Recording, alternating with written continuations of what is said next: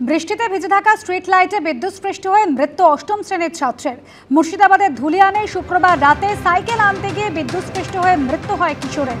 মৃত কিশোর পড়াশোনার ফাঁকে ধুলিয়ানে একটি সাইকেলের দোকানে কাজ করত। শুক্রবার দোকানে কাজ শেষ করে বাড়ি ফেরার প্রস্তুতি নিচ্ছিল। বৃষ্টি কমতেই নিজের সাইকেল আনতে গিয়েই ঘটে যায় বিপত্তি। ধুলিয়ান হাসপাতালে নিয়ে গেলে চিকিৎসকরা তাকে মৃত বলে ঘোষণা করেন।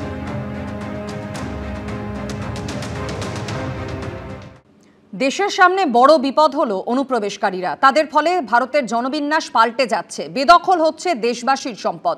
প্রত্যেক অনুপ্রবেশকারীকে দেশ ছাড়া করব।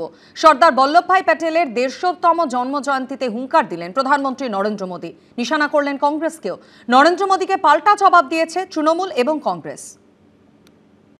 आज देश की एकता और आंतरिक सुरक्षा को बहुत बड़ा खतरा घुसपैठियों से भी है।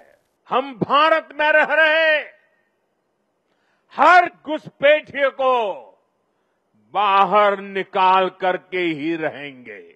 যারা হুঙ্কার দিয়েছেন আজ পর্যন্ত কোনোটাই বাস্তবায়িত করতে পারেননি। আজ পর্যন্ত অনুপ্রবেশকারী যদি ধরেন এবং বাইরে পাঠান। এসআইআর আবহে বিধানসভা ভোটের আগে যখন অনুপ্রবেশ অন্যতম প্রধান ইস্যু হয়ে উঠেছে, তখন ফের একবার এ নিয়ে সরব হলেন নরেন্দ্র মোদী। देश के भीतर दशकों से विदेशी घुसपैठिए वो देशवासियों के संसाधनों पर कब्जा करते रहे, डेमोग्राफी का संतुलन बिगाड़ते रहे,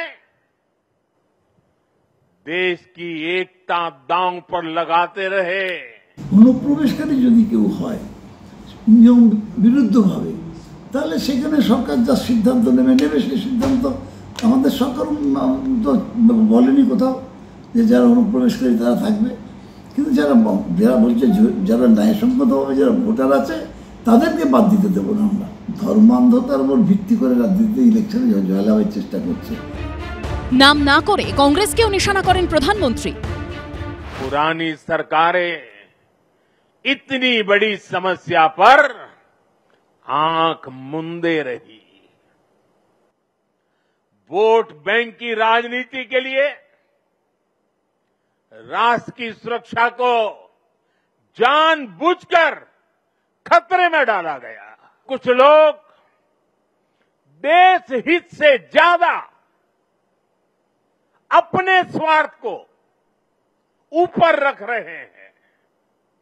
ये लोग घुसपैठियों को अधिकार दिलाने के लिए राजनीतिक लड़ाई लड़ रहे हैं। इनको लगता है कि देश एक बार टूट गया, आगे भी टूटता रहे, इनको कोई फर्क नहीं पड़ता। 2014 থেকে 2025 11 বছর নরেন্দ্র মোদী ক্ষমতায়, 3 বার তিনি প্রধানমন্ত্রী হয়েছেন। তাহলে এতদিনেও অনুপ্রবেশকারীদের দেশ থেকে তাড়াতে পারলেন না কেন? কেন শুধু ভোট এলেই তার অনুপ্রবেশের সমস্যার কথা মনে পড়ে? পাল্টা প্রশ্ন করছে কংগ্রেস সিপিএম। ভোটের সময় মানুষকে আবার ভুলভাল বোঝাতে হবে। অনুপ্রবেশ হিন্দু মুসলমান এসব বোঝাচ্ছেন নাকি? অনুপ্রবেশকারীরা ওই আপনার ওই মেঘের আড়ালে রাডারকে ফাঁকি দিয়ে যেরকম করে মানে ফাইটার প্লেন রাডারকে ফাঁকি দিয়ে চলে যায়, সেরকম কি অনুপ্রবেশকারীরা মেঘের আড়ালে চলে এলো নাকি? আসলে ব্যর্থতার দায় ঢাকার জন্য আপনি এখন ব্লেম গেম করছেন। কত বছর হলো? 14 সাল থেকে 11 বছর ধরে উনি প্রধানমন্ত্রী। উনি কি লবডঙ্কা করলেন? কি করলেন উনি? 11 বছরের প্রধানমন্ত্রী। এটা যদি উনি 14 সালে বলতেন, 15 সালে বলতেন, 16 সালে বলতেন মানে হতো। এতগুলো বছর পর এ দায়িত্ব তো ওনার। কেন উনি অনুপ্রবেশকারী চিহ্নিত করতে পারেননি? কেন না স্বরাষ্ট্রমন্ত্রক ফেল করেছে? এর আগে পশ্চিমবঙ্গের জনসভা থেকে এবং 15ই আগস্ট লালকেল্লা থেকেও অনুপ্রবেশ ইস্যুতে সুর চড়িয়েছিলেন নরেন্দ্র মোদী। এখন প্রশ্ন হলো, অনুপ্রবেশ ইস্যু নিয়ে যুগের পর যুগ ধরে শুধু রাজনীতিই চলবে নাকি সমস্যার সমাধানও হবে? আশাবুল হোসেন ও ঝিলম করঞ্জাইয়ের রিপোর্ট, এবিপি আনন্দ। শুভেন্দু অধিকারীর হাত থেকে পদ্মফুল গ্রহণ করে জল্পনা জোরালো করেছিলেন, আর এবার দলেরই বিধায়কের আক্রমণে নিশানায় পড়লেন নোয়াপাড়ার প্রাক্তন তৃণমূল বিধায়ক সুনীল সিং। বৃহস্পতিবার গারুলিয়ায় তৃণমূলের সভা থেকে সুনীল সিংকে নিশানা করেন তৃণমূল বিধায়ক মঞ্জু বসু। পাল্টা আক্রমণের পথে হেঁটেছেন সুনীল সিংও, যা ঘিরে তৃণমূলকে নিশানা করেছে বিজেপি। চমক তো হবেই, ব্যারাকপুর লোকসভার মধ্যেই চমক হবে। অবস্থা ভালো নেই বলে আবার তার পেছন পেছন ছুটে পদ্মফুল হাতে নিতে গেছে। আমার নোয়াপাড়ায় এইরকম দ্বিচারিতা চলবে না। কখনো শুভেন্দু অধিকারীর হাত থেকে পদ্মফুল গ্রহণ, কখনো আবার দলেরই একাংশের বিরুদ্ধে বিস্ফোরক অভিযোগ করে জল্পনা তৈরি করেছেন নোয়াপাড়ার প্রাক্তন তৃণমূল বিধায়ক এবং অর্জুন সিংয়ের ভগ্নিপতি সুনীল সিং। এই প্রেক্ষাপটে তাকে নিশানা করলেন নোয়াপাড়ার বর্তমান তৃণমূল বিধায়ক। অবস্থা ভালো নেই বলে আবার তার পেছন পেছন ছুটে পদ্মফুল হাতে নিতে গেছে, উপহার দিতে গেছে।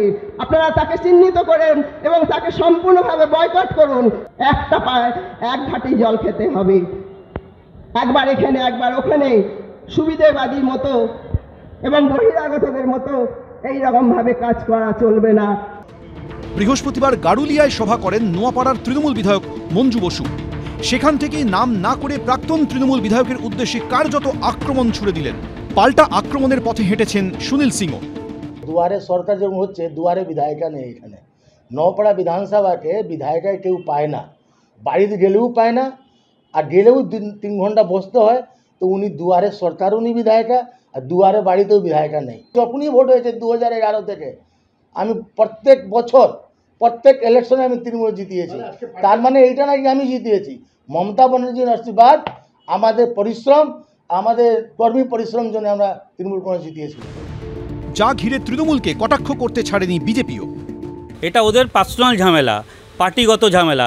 শুধু সুনীল সিং কিংবা মঞ্জু বসু কেন, ওখানে পিনাকি ভট্টাচার্য, বাবলা দা, গৌতম বোস, এদেরকে কারোর সাথে কারোর কোনো মিল নেই নোয়াপাড়াতে। শুধু নোয়াপাড়া কেন, আপনি নৈহাটিতে চলে যান, সনদ সিং কি টিএমসির সাথে আছে? সনদ দেখে টিএমসির সাথে আছে না? বীজপুরে দেখেন শুভ্রাংশুর সাথে আমাদের বীজপুরের বর্তমান এমএলএ, তার ঝামেলা বেঁধেছে। টিএমসি ব্যারাকপুরে সব জায়গাতে ঝামেলা শুরু হয়ে গেছে। একদা অর্জুন সিংয়ের ছায়াসঙ্গী হিসেবেই পরিচিত ছিলেন তার ভগ্নিপতি সুনীল সিং। অর্জুন সিংয়ের মতো 2019 সালে তৃণমূল ছেড়ে বিজেপিতে যোগ দিয়েছিলেন। 2021 সালের বিধানসভা ভোটে নোয়াপাড়া কেন্দ্রে বিজেপির প্রার্থী হিসেবে দাঁড়ালেও হেরে যান। পরের বছর বিজেপি ছেড়ে তৃণমূলে ফিরে যান। এরই মধ্যে গত সপ্তাহে শুভেন্দু অধিকারীর হাত থেকে প্রাক্তন তৃণমূল বিধায়কের পদ্মফুল গ্রহণ ঘিরে তুমুল জল্পনা শুরু হয় জেলা রাজনীতিতে। যদিও পদ্ম শিবিরে যাওয়া নিয়ে ধোঁয়াশা এখনও জিয়ে রেখেছেন তিনি। বিজেপিতে এখন চিন্তা করিনি ফেরার, আমি দলে আছি। দল নিশ্চয়ই ভাববে, তো উনি পদ্মফুলটা দিলে, আমি পদ্মফুলটা ফেলতে পারি না, ওটা ভগবানের একটা ফুল আছে, ওটা কি করে ফেলি বলুন? পদ্মফুল নিশ্চয়ই দিয়েছেন, লেকিন আমি পদ্মফুল ফেলতে পারিনি, পদ্মফুলটা আমি এনেছি বাড়ির মধ্যে। শেষ অবধি সুনীল সিং কি করবেন সেটাই দেখার। সমীরণ পাল, এবিপি আনন্দ, উত্তর 24 পরগনা।